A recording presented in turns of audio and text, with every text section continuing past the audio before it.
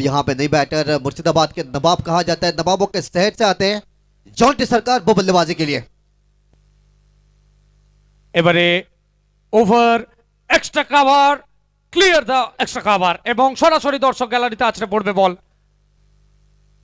মুর্শিদাবাদের রাজপুত্র শালবনী রানাপাড়া ময়দানকে ডমিনেট করছেন ব্যাট হাতে।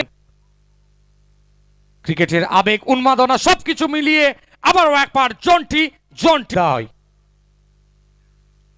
এখান থেকে চমৎকার ড্রাইভ একদম বিদ্যুৎ গতিতে।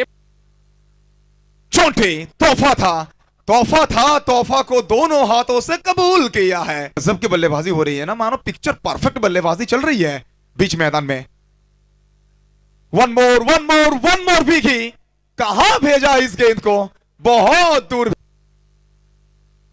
ববি এলেন এবং তাকে সীমানার বাইরে পাঠালেন জন্টি সরকার, 22 গজের সরকার।